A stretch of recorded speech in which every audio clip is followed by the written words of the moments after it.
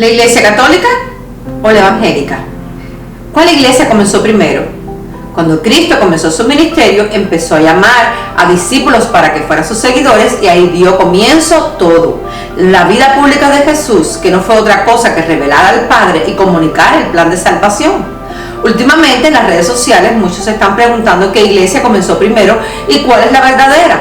Hoy vamos a estar enseñando dónde surgió la iglesia y quién fue el promotor de ella.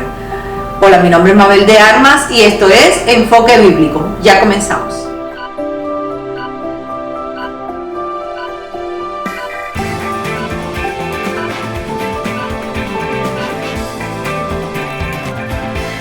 ¿Cuál fue el ministerio de Cristo? Su misión era llevar a cabo la expiación, misión que era exclusiva de Él. Nacido de una madre mortal y de un padre inmortal, Él era el único que podía poner su vida voluntariamente y volverla a tomar. Véase Juan 10, del 14 al 18. Yo soy el buen pastor y conozco mis ovejas. Las mías me conocen así como el Padre me conozco, yo conozco al Padre y pongo mi vida por las ovejas. También tengo otras ovejas que no son de este redil, aquellas que también debo traer y oirán mi voz y habrá un rebaño y un pastor. Por eso me ama el Padre, porque yo pongo mi vida para volverla a tomar. Nadie me la quita, sino que yo de mí mismo la pongo, tengo poder para ponerla y tengo poder para volverla a tomar. Este mandamiento recibí de mi Padre. ¿Cuál es la misión de Cristo en la tierra? La misión de Jesús fue hacer posible que nuestra relación con Dios, entre nosotros y con la creación, pudieran ser restauradas y que fueran buenas de nuevo. Él se describió a sí mismo como el vino que trae jubileo.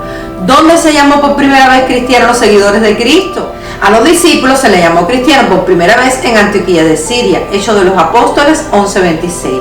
Y se congregaron allí todo un año con la iglesia y enseñaron a mucha gente. Y a los discípulos se les llamó cristianos por primera vez en Antioquía.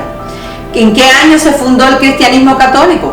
En el siglo IV, y gracias a Teodosio I se establece el cristianismo como la religión oficial del Imperio Romano. El cristianismo como tal narra las enseñanzas de la vida de Jesús de Nazaret y la importancia de la palabra de Dios en la fe cristiana y los seres humanos.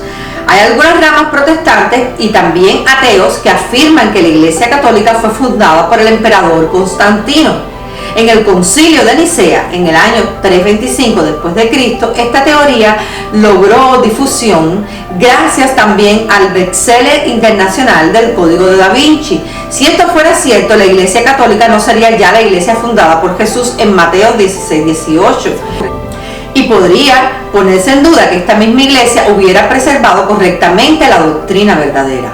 Flavia Julia Helena Augusta nació alrededor del año 250 después de Cristo en Bitinia, en el norte de Turquía y junto al Mar Negro, en el seno de una familia humilde. Según la tradición era muy bella y que fue este atributo lo que atrajo al famoso general romano Constantino Cloro cuando la vio mientras recorría la zona. Helena fue abandonada por su esposo. Constantino Cloro se enamoró de Helena y se casó con ella aproximadamente en el año 270 después de Cristo. Tuvieron un hijo al que llamaron Constantino. Ambos llevaban años de matrimonio cuando el emperador Maximiliano le ofreció a Constantino Cloro la oportunidad de ser nombrado su más cercano colaborador, pero con la condición de que repudiara a Helena y se casara con su hija Flavia Maximiana Teodora. Así, motivado por su ambición, él repudió a su esposa. Helena sufrió por este abandono durante 14 años, en los que se convirtió al cristianismo. Helena ayudó a poner fin a la persecución de los cristianos en el Imperio Romano. Luego de la muerte de Constantino Cloro, Constantino fue proclamado emperador de Roma por el ejército, aunque era pagano como su padre. El joven había sido instruido por su amada madre en los fundamentos del cristianismo. Sin embargo, se convirtió antes de la batalla entre Saxa Rubra y el puente Milvio. Vio una cruz en sus sueños como una leyenda que decía: con este signo vencerás.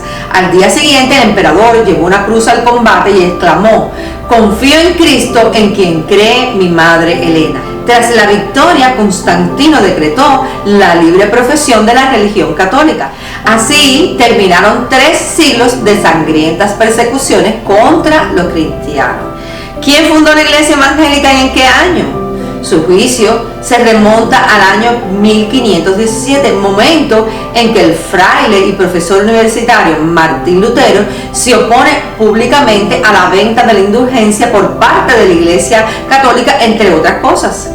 ¿Cómo comenzaron los primeros cristianos? La historia de los primeros cristianos se caracteriza por la persecución por parte de los romanos, el rápido crecimiento numérico y geográfico, el testimonio del martirio, el debate con la filosofía griega y el judaísmo y la proliferación de herejía. Ahora, ¿quién fue Martín Lutero y sus 95 tesis? Al principio del siglo VI, el monje alemán Martín Lutero clavó sus 95 tesis en la puerta de una iglesia en Wittenberg. Sería el inicio de la reforma protestante que dividió a la iglesia católica y sacudió los cimientos de Europa occidental.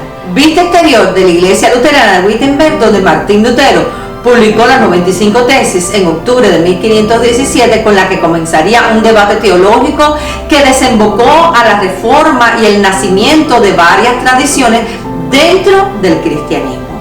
Esta fue la llamada iglesia protestante, pero la realidad es que la iglesia de Cristo no comenzó ahí. La iglesia de Cristo comenzó con el ministerio de Jesús cuando llamó a sus discípulos y enseñándoles los comisionó.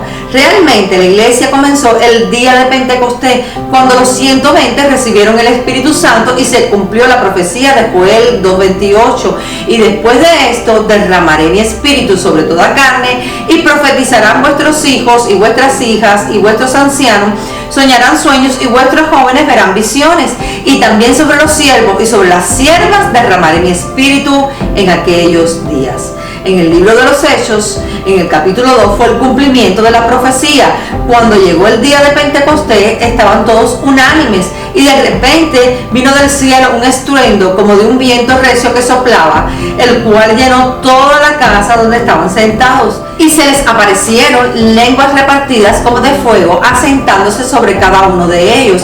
Y fueron todos llenos del Espíritu Santo y comenzaron a hablar en otras lenguas, según el Espíritu les daba que hablasen. Hechos 2:3. Ese mismo día, por causa de ese suceso, salió Pedro y explicó lo que les había sucedido, ya que eso causó gran confusión entre las personas que estaban en Jerusalén. Al oír esto, se compungieron de corazón y dijeron a Pedro y a los otros apóstoles: varones hermanos, ¿qué haremos?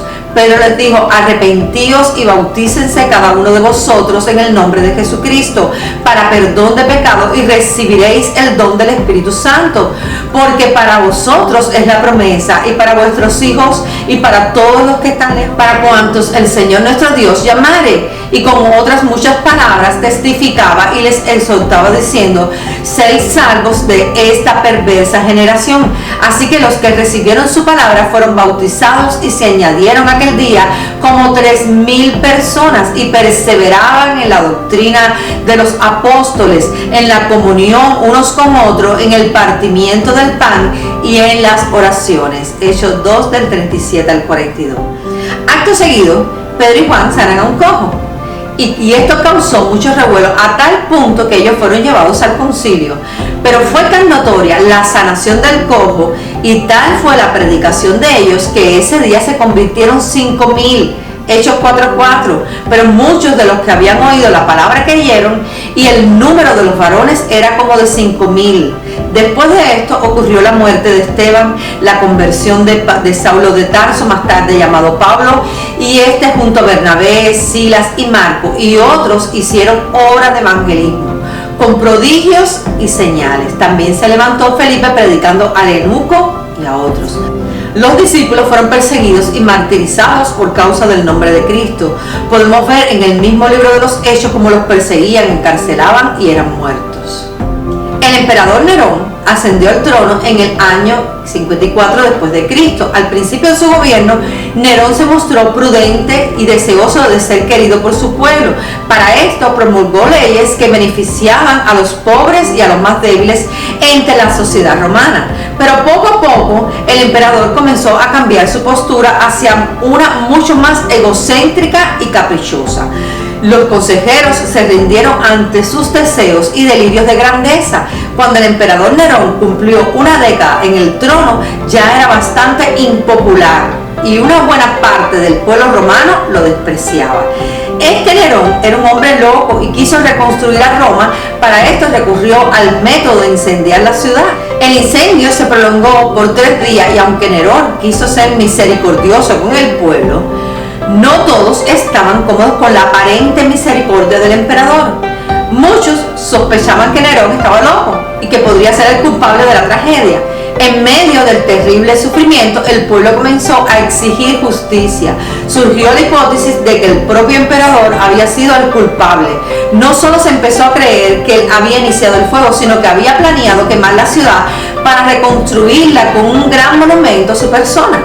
Nerón quería alejar toda sospecha que había caído sobre sí, pero sus estrategias no parecían funcionar. Sin embargo, la opción de culpar a los cristianos del incendio resultaba bastante creíble, pues los barrios en los que habitaban no habían ardido como los demás. A partir de ese momento comenzó la persecución de los cristianos y los mataban llevándolos al circo romano, donde eran devorados por fieras. También cuenta la historia de que muchos cristianos morían cantando alabanzas a Dios. A pesar de estas cosas, la iglesia nunca dejó de existir y los cristianos siguieron reuniéndose en lugares secretos como en las catatumbas. Creo que debemos dejar de discutir cuál fue la primera iglesia y leer más la Biblia y aprender de historia. Ahora, ¿cuál es la iglesia verdadera o la primera iglesia? Bueno, pues fue la que, como mi padre le gusta decir, la que fundó Cristo y la continuaron sus discípulos. Si aplicamos las enseñanzas de la Biblia o volvemos a las sendas antiguas y dejamos de tratar de imitar al mundo y predicamos el Evangelio y oramos por los enfermos, y si hiciéramos como los apóstoles que cuando fueron a Tesalónica la gente decía: estos que trastornan el mundo entero también han venido acá.